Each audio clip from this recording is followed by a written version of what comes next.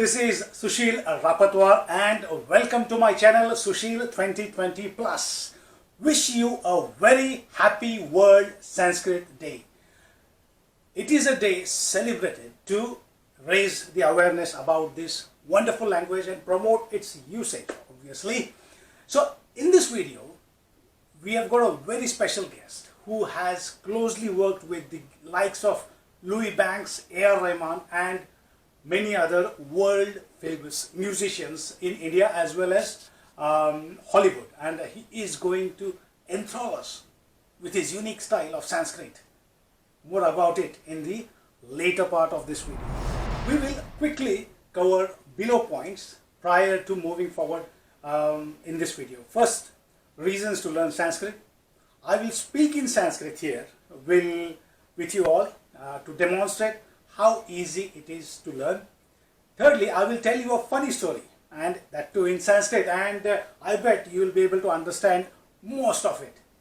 And then we'll inform you as to where to learn it for free and only in 12 days. And then obviously we will meet the world's first Sanskrit rapper, yo. Yes guys, we will be in conversation with BlaaZe Rahman, who will take us through his fantastic successful journey. Obviously a lot of hard work is there in music industry and how he launched his first Sanskrit album. So let's get going. First of all, what would be the reasons? So let us understand, why should anyone learn Sanskrit? There may be many reasons for learning this language, namely, and obviously it's your personal choice as to why you would want to learn Sanskrit. Now it can be, number one, it can be to ward off the effects of Alzheimer. I know it is a bit of an awkward reason to learn any language, but it is true, and you will hear in-depth analysis about the correlation of this in my upcoming series very shortly. Second, probably to be a Sanskrit teacher and to earn a livelihood, maybe. Thirdly, to understand and study Bhagavad Gita, or for that matter any other treatise in Sanskrit like Vedas, Arthashastra, and arrive at one's own conclusion rather than reading the translation and believe someone else's interpretation that may be wrong or that may not be as correct, because everyone may interpret something in a different way. Maybe to understand or work upon manuscripts, millions of manuscripts which haven't been translated till date. I think there are 2.5 or 3 million. Maybe you can be one of them, to understand the science behind such a formulated grammar of the language. You can go much more deeper if you want to, right? Now, to listen and recite shlokas if one finds them lovely to the ears. I do find them absolutely amazing. To understand the medical science, astronomy, polity in ancient India, and see if anything fruitful comes out of it which may further modernize us. To do research. Now if you are a linguist, maybe you would want to do a bit more research around that. Or to make a rock band in Sanskrit. It's cool. And that is exactly who we will be talking to in our later section of this video. So you take your pick. As for me, the reason is pure fascination. Can't be put in words, like gravity. Can't see it. Then probably deciphering the scientific works, especially the Viman Shastra, wherein it is claimed that Pushpak Viman was there in Ramayana and quite a few of them as well. I don't know why it happened and it's gone. To teach at least 100 more students to a level of primary and intermediate level, the Sanskrit, so that they can basically teach 100 more students. There is one school of thought, guys, where people keep on saying, oh yes, we should learn Sanskrit. It is our ancient mother tongue, we should promote it, it is our culture, it is our heritage, and we should do this and we should do that, and so on and so forth. You know where I'm going with this, right? Majority of these guys do not move beyond the we should do this and we should do that school of thought, but never actually venture in doing it. So I somehow am not in that group, and I do it and then I show and talk about it. So unless you jump in the water, how on earth can you learn swimming? Right? So there you go, guys. Here in front of you, I am going to jump in the water. Now you see what is that. Obviously, I am going to attempt to speak to you in Sanskrit some basic stuff. Ready? Namo Namaha. Mama Naam Sushila. Aham project manager asti. Mama uddeshya Sanskrit bhashayam panditaha bhavan iti asti. तथापि प्रतिदिनम अहम 1 घंटा अभ्यासम करोमि. शनैः शनैः प्रगति अभवत्. एकस्मिन् दिने अहम अस्खलित संभाषणं कर्तुं शक्नोमि इति स्वप्नं दृष्टयामि. अधिक अहम न वदामि. भिन्न भिन्न परीक्षायाः उत्तीर्णं करिष्यामि. तदनन्तरं वदामि. धन्यवादः. There you go.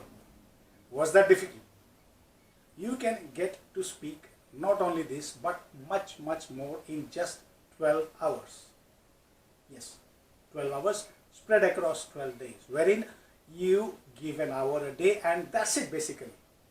Throw away all the roadblocks that are in your mind. It is the most complex language, it is grammar is horrible and complex and so on and so forth. Let me tell you a simple and funny story to drive the point home, and that too obviously no points for guessing in Sanskrit. Here you go. Vyapari asti. Karavyajana asti. Ekaha karavyajanam vyapari asti. Karavyajanam. Vyapari vyaparam karoti. Karavyajanam vyapari. Karavyajanam vyaparam karoti. मार्गः अस्ति. पटेल मार्गः अस्ति. मार्गे गच्छति. उच्चैः वदति. करव्यजनम करव्यजनम. उच्चैः वदति. राजा अस्ति. महाराजः राजमार्गे गच्छति. व्यापारी उच्चैः वदति. करव्यजनम करव्यजनम. महाराजः अस्ति. महाराजः शृणोति. महाराजा शृणोति. महाराजा आह्वानं करोति. व्यापारी गच्छति. महाराजा पृच्छति एतत् किम्. व्यापारी वदति एतत् करव्यजनं करव्यजनं. महाराजा पृच्छति एतस्य मूल्यं किम्. व्यापारी वदति एकस्य 1,000. एकस्य मूल्यं 1,000. महाराजा पृच्छति किमर्थम् अधिक मूल्यं. किमर्थम्. व्यापारी वदति एतद् विशेष करव्यजनम् अतः अधिक मूल्यं. महाराजः धनं ददाति. व्यापारी करव्यजनं ददाति. महाराजः वदति यदि करव्यजनं भग्नं भवति तर्हि भवतः शिरच्छेदं करोमि. व्यापारी अंगीकरोति गच्छति. महाराजा सन्तोषः अस्ति. मम हस्ते एक विशेष करव्यजनम् अस्ति. उपयोगं करोमि. करव्यजनं स्वीकरोति. करव्यजनम् उपयोगं करोति. करव्यजनं भग्नं भवति. महाराजस्य दुःखम् आगच्छति. अन्यं दिनं व्यापारी आगच्छति. राजा मार्गम् आगच्छति. व्यापारी उच्चैः वदति करव्यजनं करव्यजनं. महाराजा शृणोति. शीघ्रम् आगच्छति. आह्वानं करोति. व्यापारी आगच्छति. महाराजा कोपेन भवति. करव्यजनं भग्नं भवति. भवतः शिरच्छेदं करोमि. व्यापारी वदति महाराजा एकं विज्ञापनम् अस्ति. का विज्ञापनः. भवान् करव्यजनम् उपयोगं कथं कृतवान्. एवं कृतवान्. व्यापारी वदति साधारण करव्यजनस्य उपयोगम् एवं. एतद् विशेष करव्यजनम्. करव्यजनम् एवं स्थापितं. मुखम् एवं करोतु. करव्यजनं भग्नं न भवति. मम दोषं नास्ति भवतः दोषम् अहं किं करोमि व्यापारी वदति महाराजा अङ्गीकं करोति व्यापारी गच्छति. Did you get it? Did you like the story? That's it, guys. Just few verbs, few vibhaktis, a bit of vocabulary, and you are sorted for basic conversational level like the one that you just saw. Just 12 days is enough. So you may ask, where can this be done, and how much does it cost, right? So the short answers for these questions are, it can be done online. Now, Sanskrit Bharati has been instrumental in running these courses across the world for decades. Now, the basic premise is to teach this language in a way that kid learns to speak its mother tongue, right? Now, we do not tell and teach the kid that, hey, this is a verb, this is an adjective, the past tense you should speak like this, the future tense is that, etc., etc., right? Also, we do not use any other language like French to teach English, because obviously the kid has absolutely no clue about any language, right? So, how does the child still learning? Now, it is exactly the same process that is used, and over the decades they have mastered this art, and hence it is now tried and tested pedagogy. Recently, IIT Rourkee conducted these classes in this format online, whose videos and all the supporting materials are available. See full details in the description below. You can start the course. If you still need any help or any guidance, then do let me know, or you can get in touch with Sanskrit Bharati directly.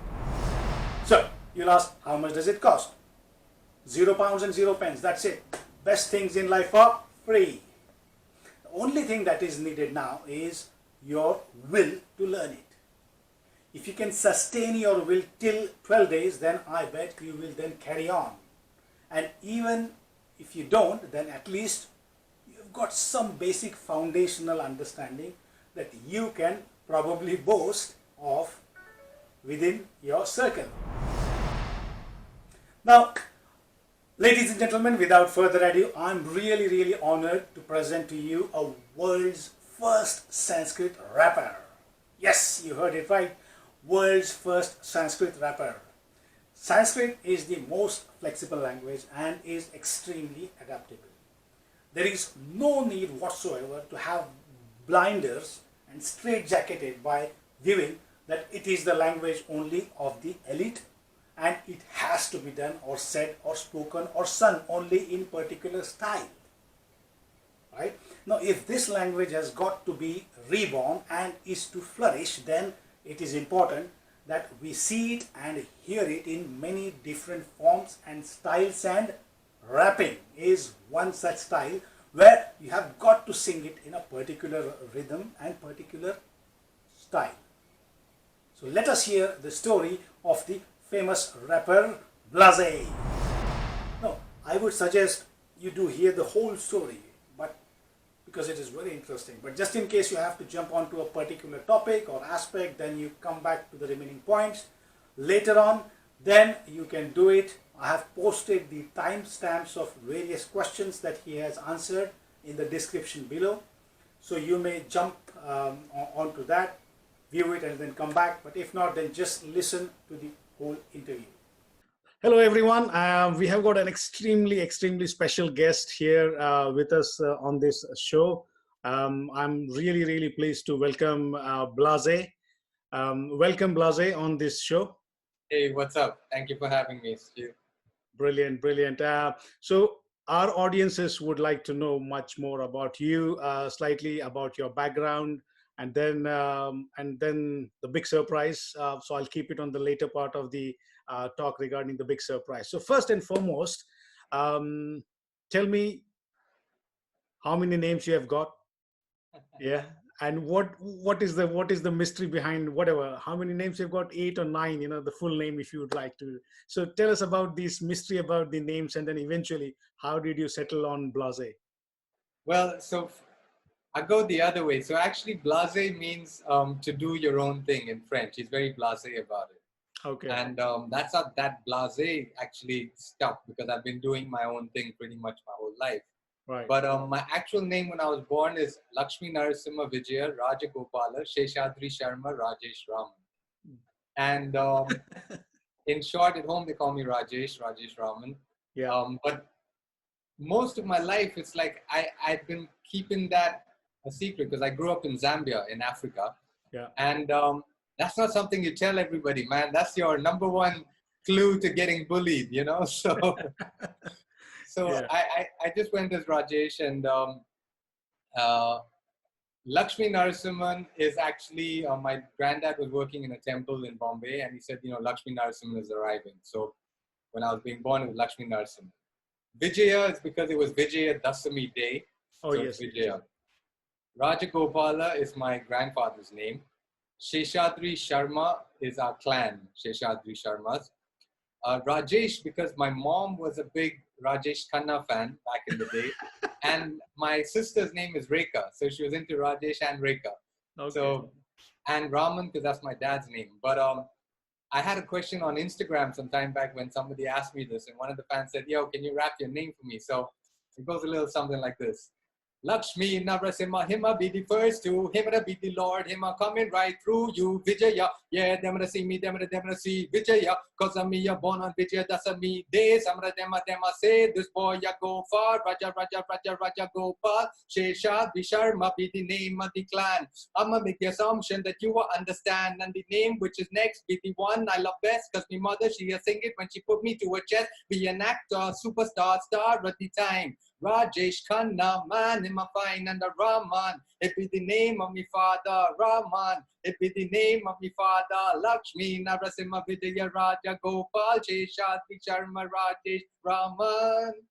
Kind of how it flows. Brilliant, man. Wonderful. That's really good. So if anyone asks you what's your name, then this is what comes, right? Yeah, I was like, you ready for a full song? That's good. And so what got you into rapping then? You know, at what point of time you said probably, you know, why not classical singing? Have you heard me try? No, Man. thank you. So the thing is, as in growing up in Zambia, we would play basketball a lot, a little bit of football, no cricket at all.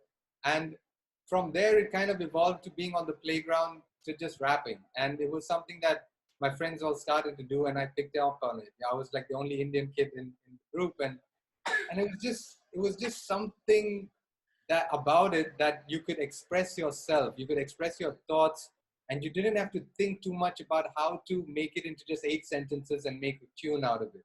You just had to get it out of your system, and it could be as much as you wanted to say. So there was something really special about the art form itself, and it was a very real art form. You know, it's like it's the truth. It's straight out of what comes from inside you, what you're feeling, what you're thinking. I guess that's how I really started it. And later on, I realized it's the best self-therapy. You know, when you're feeling angry, go make a song and say, whoa, what you don't like, what you hate, go make a song about it. When you're happy, make a song about, rap about it. You know, so when you want to give a message, rap about it. It's like it gets all these things that are in your system without talking to a therapist, man. It's like self-therapy. Really, literally, you know. That's one way of keeping sane in this world, is it? Absolutely, absolutely. If you got something that's bothering you, make it into a rap and put it out there. Let the world But you know. know, how do you? Because it needs to be sounding well, and it has to have that rhythm and the tempo and all of that, right? You know, you can't just say some sentences out there, isn't it? I think you just got to practice like any other art form. You got to keep on practicing. When you start, it'll be really simple. It'll be like, once upon a time, I looked at the watch. It'll be so basic and so straight up. You're just trying to get your poetry together. Yeah. And then as you kind of grow and evolve, you try to make it more complicated and more trippy and express better. Good. So you entered into Indian film industry in 2002, right? That's right. So AR Rahman is considered by most as a breath of fresh air when he entered the scene, and has captured the hearts of almost everyone with his extremely legendary style. So how did you get in touch with him, and how was your first interaction with him? Okay, guys, so the number is 786-4. Pick it up, say what's up to him, and tell him BlaaZe sent me. No, man. Actually, so I had a little tryst with Bollywood before that in 1995. Oh, right. There was the movie Judwa that came out with Salman Khan, and Judwa, East to West India is the best. That was the song. Okay. And Anu Malik did the music for that. And at that time, I was in Bombay. And actually, that was my first break into Bollywood because he called me out of the blue and said, I've got this song and can you write the lyrics and do the rap on it? And Salman Khan's going to be, acting. So who called And, up? Anu Malik. yeah, Anu Malik, Oh, G. wow. Anu Malik. And, Sorry. and it was crazy because I went to the studio, Sahara Studios in Bombay, 95, Sahara Studios. Wow. And we sat down. My first experience, being in that room, in that environment, there's no paperwork, there's no contracts, there's no credit list, there's nothing. Mm. There's no discussion of money. There's just like, hey, are you ready to work? Here's the song, let's do it. Right. And I said, of course. And I wrote it, I rapped it, and Salman Khan is lip syncing the whole thing. North, south, east or west, India is the best, the land of culture, the land of dreams. This is the land of you and me. Oh, yes. Yeah, east and west India is the best, Judwa. Yeah, yeah. So it came from there. I did that, and then I went back to Zambia. 3 months later, I'm coming back to Bombay thinking, you did a Bollywood song, you're going, have the reporters and the paparazzi waiting at the airport. And I picked up the CD and there's no name, no credit, no nothing. It's rap, everything by Anu Malik. Yeah. And I'm like, whoa, wait a second. And that's my first lesson of realizing, man, the industry is really dangerous, And I tried reaching out to him. I got a front page article in Bombay Times saying, rapper from Africa comes in search of Bollywood dreams and gets let down by Anu Malik. And the thing is that at that age and at that time, it really gets to you, Yeah, Because all he said was, you man, were 20 at that time, isn't it? yeah, and we're not from the industry, so we don't really have godfathers and stuff to look out Correct. for, That's It's right. you just pray and keep the faith. And it still continues like that to this day, And it's been tough, but after that happened, it took, I always believe in karma. I believe, what you put out there comes back. You give good energy, it's going to come back. So it took 10 years and then it came back because 10 years cut to 10 years later, 2005, I'm sitting with AR Rahman in his studio working on a song and I get a call. And now again, it's Mr. Anu Malik G. Is and it? I'm like, yeah. And he's like, hey, I got a song. It's Amitabh Bachchan film and I want you to rap for it. And it was something that never came out because I didn't know how to remind him or tell him that, man, you can't do me like that. And then come back 10 years later because now I'm, rolling with AR Rahman. Yeah. And Buntier Bubbly had come out as well before that. Okay. And he just turned around and he said, well, just tell me, so when can you come? And I just said, I'm sorry, you can't afford me anymore. And it was my polite way of saying something very negative. You know what I mean? I just didn't want to put that energy out there. But then I put down the phone and I told Rahman, I said, man, it took 10 years, man, but he came around. He called me after 10 years and I said no. You know? And but so that's how my Bollywood actual tryst with Bollywood happened. With AR Rahman, man, it's when you pray a lot and you really, really pray a lot, then someone out there up there is listening and they kind of put the stars together and then they send an angel and kind of, that's literally my fairy tale story, man, because I did my BA cinema at Columbia College in Hollywood. I finished that in 99. I came back to Bombay. In 2000, I found a CD. In the back of it, it had, Panchatan Records address. And I sent a CD. I sent a demo with a nice letter saying, yo, I'm BlaaZe and I want to, rap for you and stuff. I never got a reply. That was in 2000. And then during 2001, I met up with drummer Sivamani. Oh, yes. And we were at a Louise Banks' birthday party. I was working for MTV back then. And at Louise Banks' birthday party, Louise Banks just picked up the microphone and said, here you go, BlaaZe, start rapping. And on the drums was Ranjit Barrett, there was Niladri on sitar, and there was Sivamani, who then took over from Ranjit and started jamming with me. Right. And that little few minutes vibe jam that we had really did something special, because then I went up to Sivamani. I said, man, if there's one guy who will understand me, it's AR Rahman. So, you work with him, so try to hook me up. Mm. And that happened, and exactly maybe a year later or a couple of months later, Sivamani called at 4 a.m. and he said, "Hey, I'm in the studio right now, 4D Studios near Sivamani, Bombay." At He 4 said, a.m.?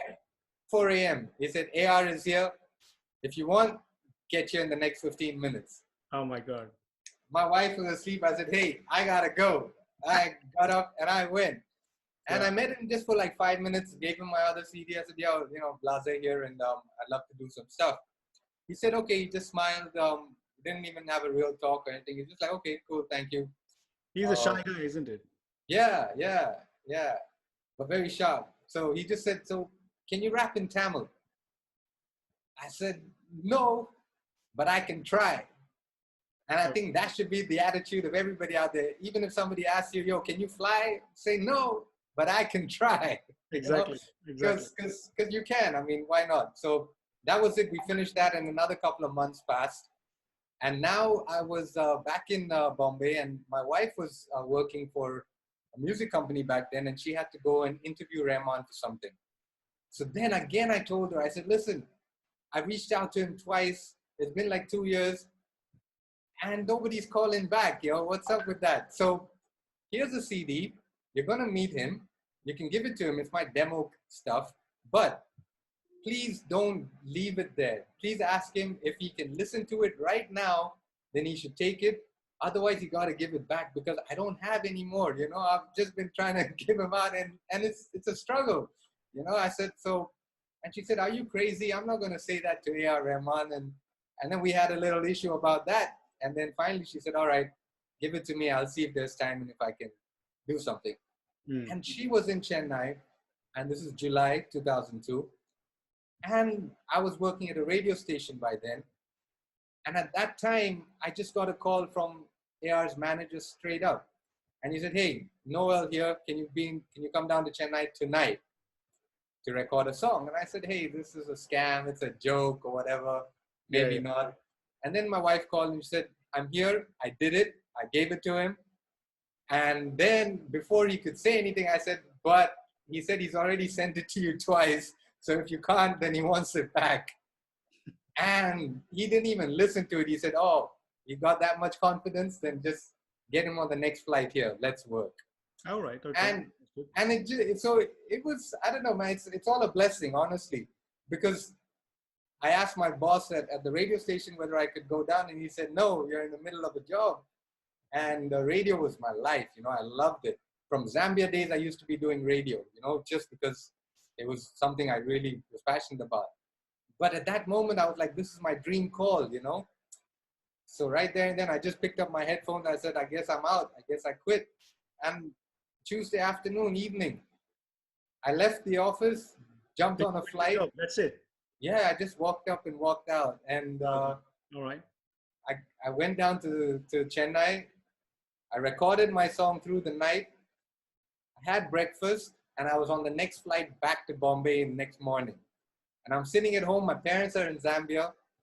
They're wondering, like, "Man, he just got settled. He just had a job. You just got another, like, what are you doing with yourself?" And I said, "I don't know, but the call came and I just had to go." Yeah. So I went, and they said, "Now you're back here and you don't have nothing. So now what?" Yeah. And it took about a week where, Rajnikant had come to the studio at Rahman's studio in Chennai.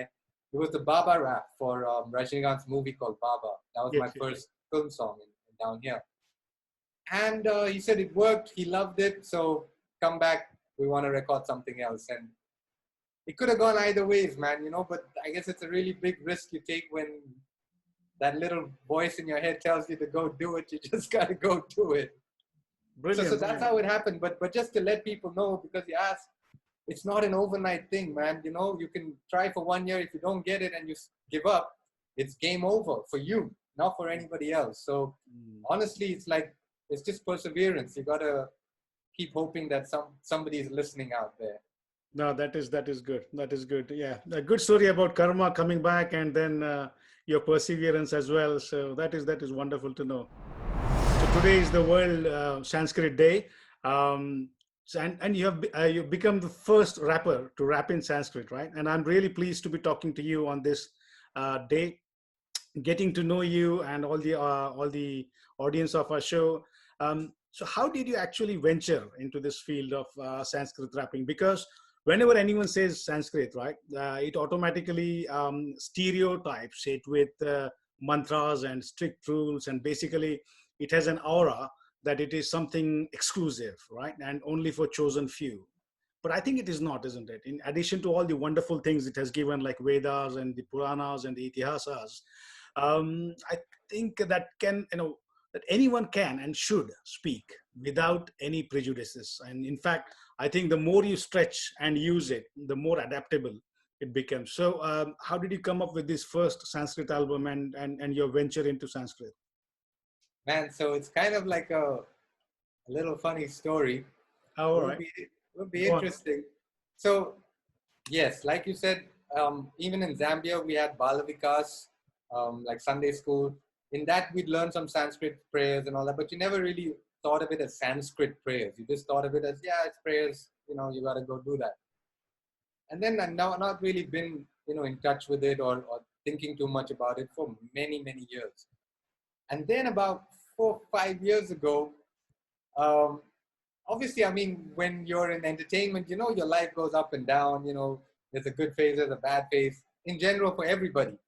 So for me, it was a period where a lot of things were not happening, a lot of things were not making sense, a lot of people hustling. And I guess my mom said, hey, there's this astrologer guy, kind of an astrologer guy, let's go see him. Yeah, And I was like, oh man, I believe that, only God can make things happen and make things not happen. There's no other form. But okay, to keep her happy, I said, let's go. You want to go meet this guy? Let's go say hi. mm-hmm. We went over. There's a huge crowd of people there. There's a queue, and there are people waiting. We waited a couple of hours for our turn to come. Wow, okay. And my mom didn't know what I was going to ask, but the people before me, man, they had real issues, like real issues in life. What do I do? My kid's about to die. My daughter's not getting married, and just like issues.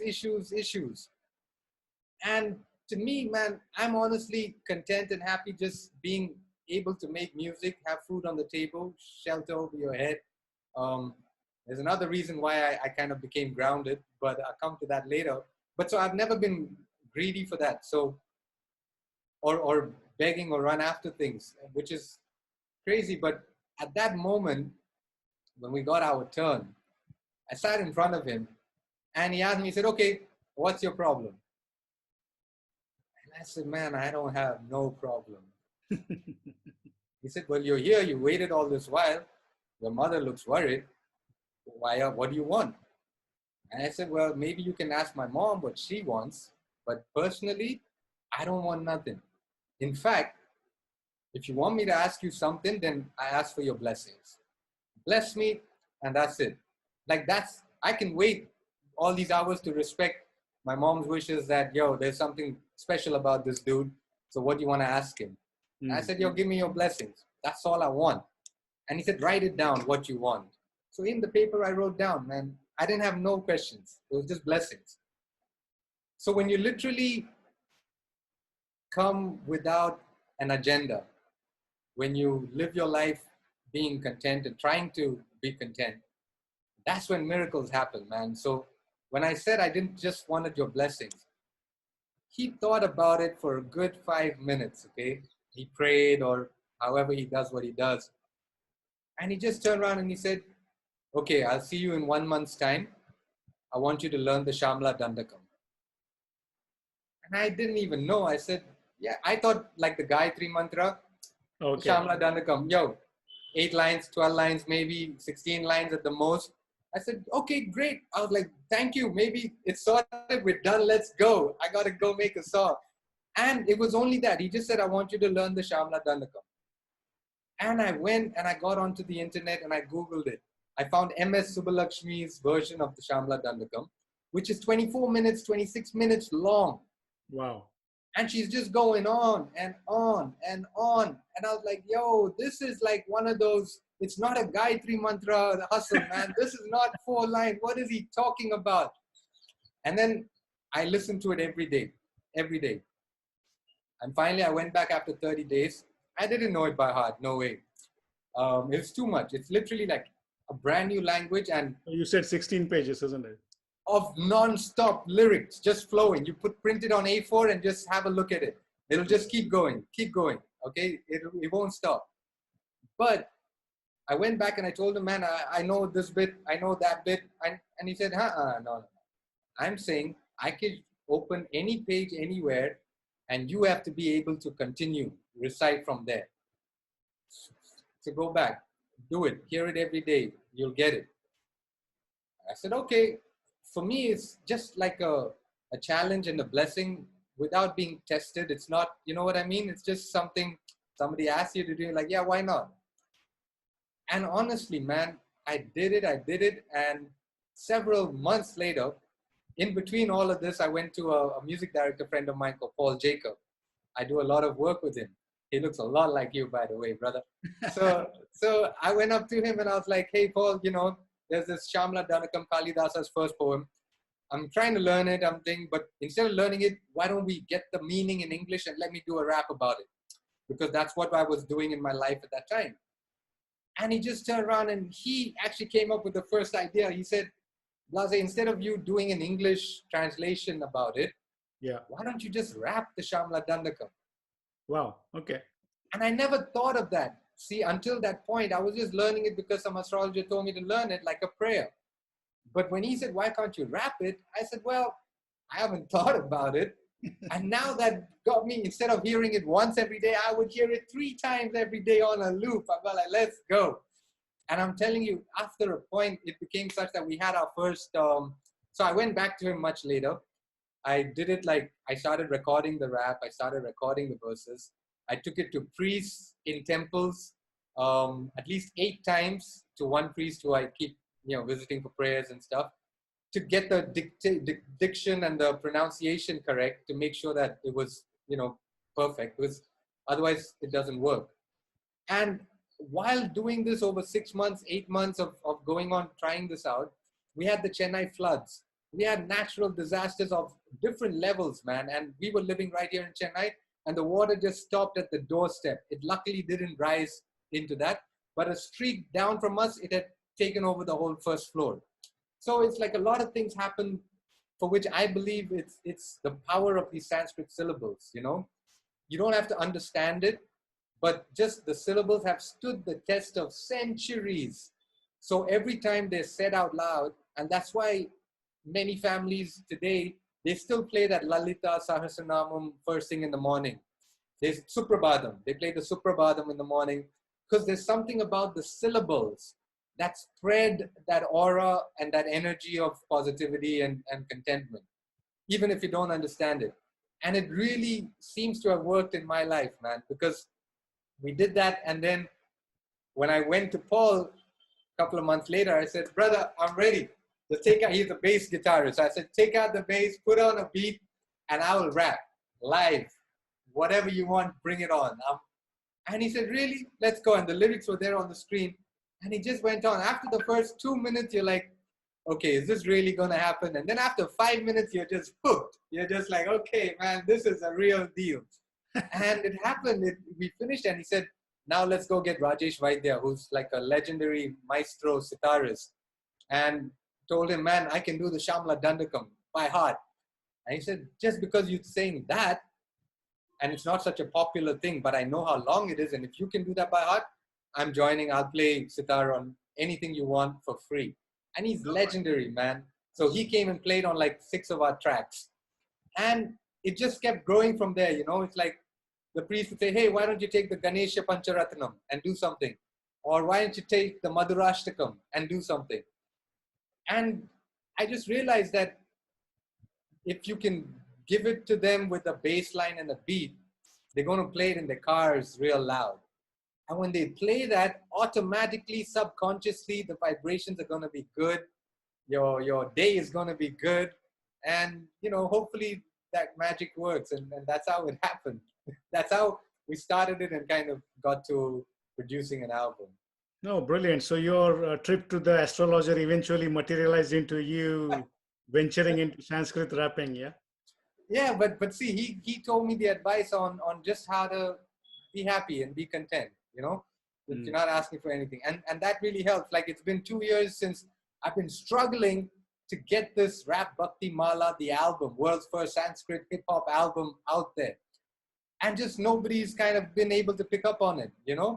And there's a cousin of mine in Dubai who came through and produced the album, because we had a show at a Carnatic place, okay, called Krishna Gana Sabha. Now, Chennai in the south is known for all the Carnatic festivals. So during a Carnatic festival last December, we got an event organizer who said, "You have Sanskrit rap. Why don't we try this?" Now, my audience and the videos are on YouTube. You can check it out right now. The audience are all mainly like elderly people who came to just sit back and listen to some slokas and stuff. Yes, yes. When they heard the drums and the beat going off, and I'm doing, Jaya Janani Sudha Samudranta Rudyan Manidvipa Samruddha Bilvata Vilmadya Kalpa Druma Kalpaka Damba Kantara Vasa Priye Kirti Vasa Priye Sarvaloka Priye Sadhara Rabda Samgita Sambhavana Sambrahma Lola Nipasraga Bada Chalisa Tatrike. And it goes on, the beat joins in, the bass joins in, and we do this for like 12, 15 minutes non-stop. And Brilliant. It's all in praise of Goddess Shamla, Saraswati Devi, and it's talking about all those things. But when you wrap it out at the end of the concert, all these guys came and they were touching my head and going by, It wasn't like, "Yo, well done." It was like, "Bless you, bless you, bless you." It was such a different trip, man. And in that show, my cousin from Dubai, Ravi Ramani. So I got to give a shout out, because he was there. He saw it and he said, "Man, I've never come across anything like this in my life. And I've always wondered, why couldn't these slokas and stuff be really cool like this? So what is it going to take to produce an album?" I said, "Man, it's going to take some money to get in a studio and get these musicians." And he said, "Let's go to the temple." Went to the temple. He wrote a check and he said, "Here you go. I'd love to produce it for you." And that's it. The next 3 months, we sat and produced Rap Bhakti Mala, the album. And I promised him back then, I didn't promise him, but I told him in my head that, "Man, someday I'm going to pay you back, because, this is like, we're going to be going to Germany, doing concerts in London, and it's all going to be the world's first Sanskrit hip hop band." And till then, we haven't done one show, because I just couldn't connect with the right people. And the way the world works is just that, man, you didn't do this to go get a record deal. That's something I'm learning. You did this to help people understand and realize how precious some of these syllables and sacred texts are. And now, along with that, if you get to hustle something, that's good. But that ain't the main purpose of doing this. Correct. And therefore, it's become so much more sincere to me when, if you would call me and said, "Hey, man, I just want to do an interview for my station, and let's talk about your other stuff," I would have been, "Yeah, okay, yeah, I'll speak to my manager and let's figure this out." But you saying this is World Sanskrit Day and I want to talk to you, I felt so honored, man. To me, you're an angel. It's like you reaching out is truly a way for the world to know that this exists. And there's a lot of hard work that's gone into it, because once it's there forever. So now it's there forever. And I do believe, like, I have that big Bob Marley complexion going on, where he never managed to get the fame, the recognition, or anything while he was around. But he didn't stop working, because that's all we can do is just keep on creating. And even when we're gone, they're going to say, "Dude, in the 20th century, 21st century, there's a guy who rapped the Shamla Dandagam," That's good enough, man. So, and then I think in your case, basically, this karma seems to be pretty predominant, right? With your story in 1995 and 2005 coming back. So as you said, like Lord Krishna says in the Gita, right? You do your karma without any expectations, right? And then eventually, if something has to come back, it will come back. Nobody can stop it once it starts, isn't it? Absolutely. So when you just said, to do it from the honesty of your heart, isn't it? Yes, and when you just said the Gita, we've got a track called the Gita Dhyanam, which is the Bhagavad Gita's chapter 1 and 2, put into a rap. So All right, yeah, brilliant, brilliant. yeah. In fact, I was talking to Ani, right, Aniruddha, and when he said, about you, this, I said, okay. I was also, in fact, planning on doing something similar. Obviously, I have got absolutely no clue about that, but I thought, breaking these taboo about these shlokas. Obviously, it has its own importance that it has to be sung in a particular way. Some vibrations, like all these Vedic chanting, has to be done in a particular way because they spend years in just mastering one Veda. So it has to be done, but in some other ways, like I was trying this Gayatri mantra to do it in a rap style, but I was not able to get it, like Om Bhur Bhuva Swaha. So if you can put it in a rap, I think it will be nice, especially in new generation. Om Bhur Bhuva Swaha Tasvitur Varenyam. I don't know, maybe you can come up with something very jazzy and nice, and kids get really stuck to it, basically, isn't it? Yeah, no, it's a beautiful thought, man. First, just to rewind, a big shout out to Anirudh. Thank you for making this happen, brother. He was my Absolutely. classmate back at XIC, and yeah, he connected us. So thank you for that. Coming to, I think, the Gayatri mantra, yes, it's so powerful. I've always, like, we started with one song which just goes, oh, and then the Om keeps repeating. But then the Gayatri mantra is meant to give you that relaxation, the calmness, and the energy. So Right. maybe for that, it's more of a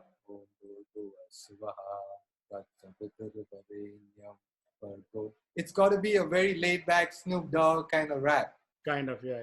Whereas we got the Hanuman Chalisa as Jai Hanuman Agyana Gunasagar Jai Kapisti Hu Loka Ujagar, because that sloka is meant to give you that power, the aggression. So it's like, that's why you got to be so careful what you pick and how you deliver that. So that our Madhur, that's a good way of looking at it. our Madhur Rashtakam is a full reggae song, man. It's Adaram Maduram Vadanam Maduram Nayanam Maduram Hasitam Maduram Ting Ting Ting. It just takes off from that whole reggae vibe, and it works. So Yeah. each Veda also has its own real life. No, in fact, this. So if you, I totally get your point and totally agree with that, right? And then there is this Shiva Tandava Stotram. Yeah. Jatatavi Galajjala Pravaha Pavitastale Galevalam Melam Vidam Bhujangatunga Malikam Damat Damat Damat Daman Ninada Vaddamarvayam Chakara Chandatandavam Tano Tuna Shiva Shivam. So I think Shankar Mahadevan has sung beautifully, in that particular song. But I think that can be your next candidate, because that has got the energy and that has got Ravana writing it, and it is Lord Shiva, I think that has got the energy to kind of go into that, Absolutely, man. Give it a go next time, Will do. It is complicated, but once you, as you said, once you memorize it, then it gives you a different energy, and I don't know, it's a magic. No, and the beauty is, man, you have to be really so sincere in doing this stuff, because the amount of times you have to hear it, practice it, and try is in years. It's not in like 10 tries, That's it, You can hear a pop song like 20 times, and the 21st time you kind of got it. But these, you got to really like devote your passion towards it. Yeah. And then you got to figure out pronunciation and syllables and metering and, working that. Yeah. So by the time you're done with one, it's really coming from your soul. And that's when it kind of really works. It's right chords. Yeah. Do you know any basic Sanskrit? No, man. The basic Sanskrit, it's just been from the sloga stuff. And every time I have a few friends who I've reached out to. So my son used to play chess. And when we went to the chess class, another kid's father, he was a Sanskrit scholar. So I started to try to figure out this stuff with him. And he did something really cool, man. He would take a paper and you tear it down, and the middle of it where it's kind of cut, you hold it in front of your face. It's a real thin piece of paper that'll be there. And when you're saying that paper has to fly on every syllable. That's the Sanskrit language test. Wow.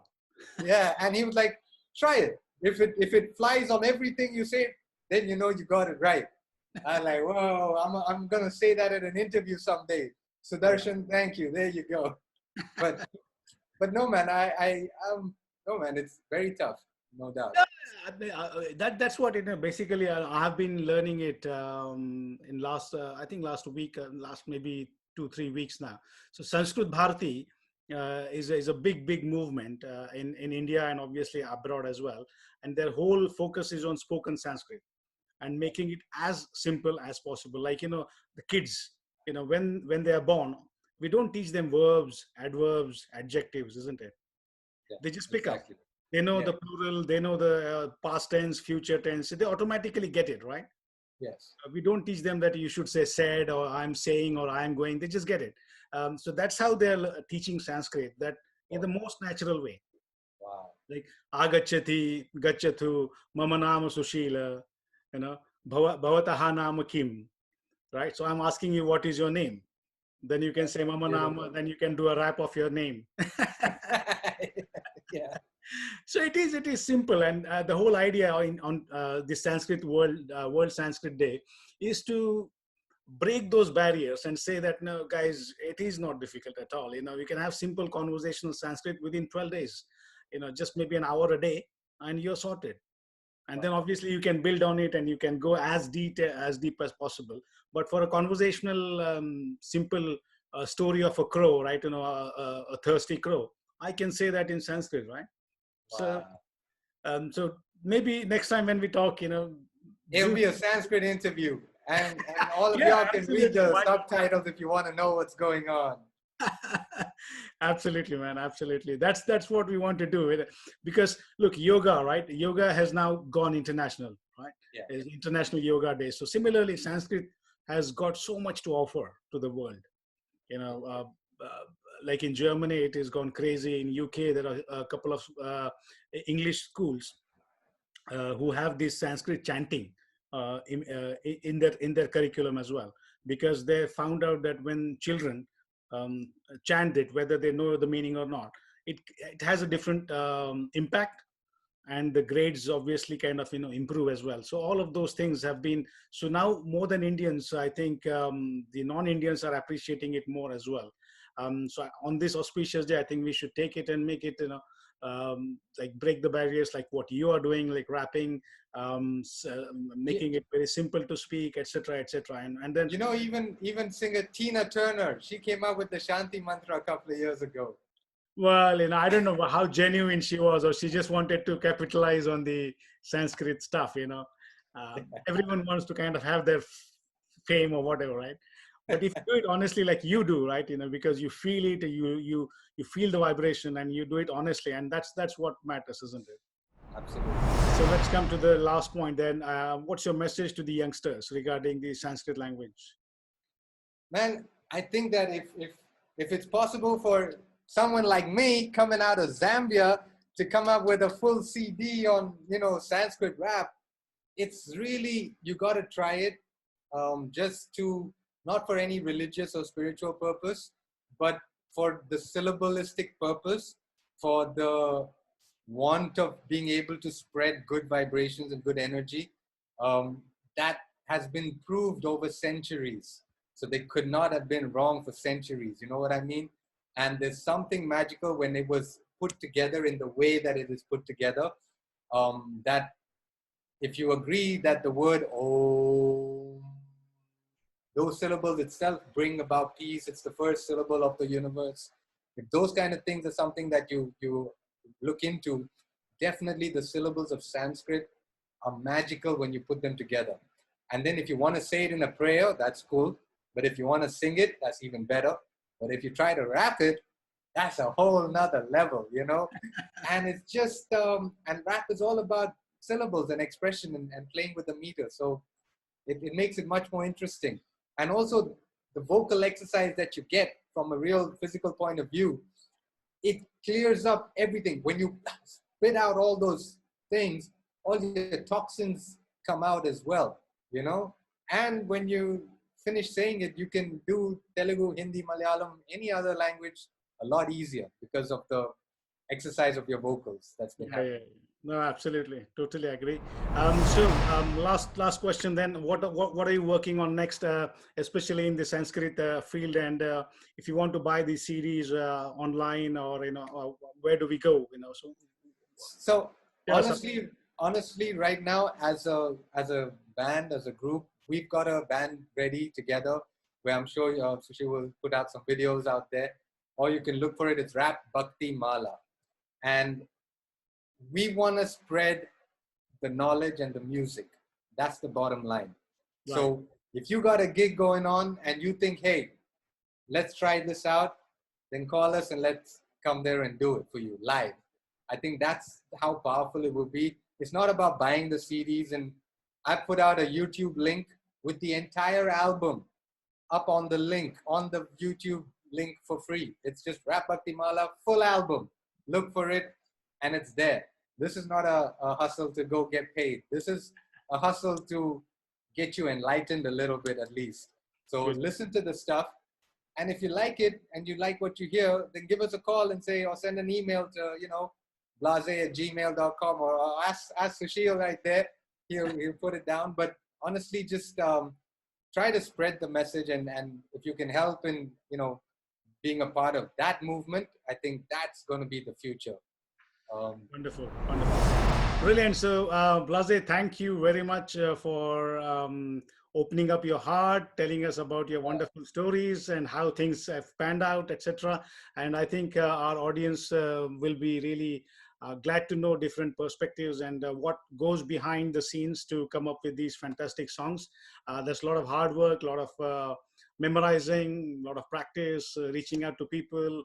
So basically, you're saying, from your interview, do your karma honestly, and and then leave the rest to the Paramatma. Amen. Beautiful, man. Exactly. Tatastu. Good. Tatastu, tatastu. All right. So as we said, you have given a promise on the show. Next time when we talk, we'll have an interview in Sanskrit. Beautiful, man. All right then. Thank you very much. Thank you so much, brother. Okay. All the Bye-bye. best. That's it, guys. So you have heard full story of BlaaZe Rahman, how he rapped his own name and how he is actually instrumental, and he feels from the bottom of the heart to basically present these amazing Sanskrit shlokas, verses in a different style, in the rapping style, where probably we can appeal to the new and young generation that Sanskrit is basically cool. So again, once again, heartiest wishes to all of you on this World Sanskrit Day, and I hope that you are and you will be inspired and motivated to take that small first step to learn Sanskrit, and hopefully that eventually becomes your giant leap. So till the next video, keep on learning Sanskrit, keep on exploring your hidden potentials. See you, stay safe, goodbye.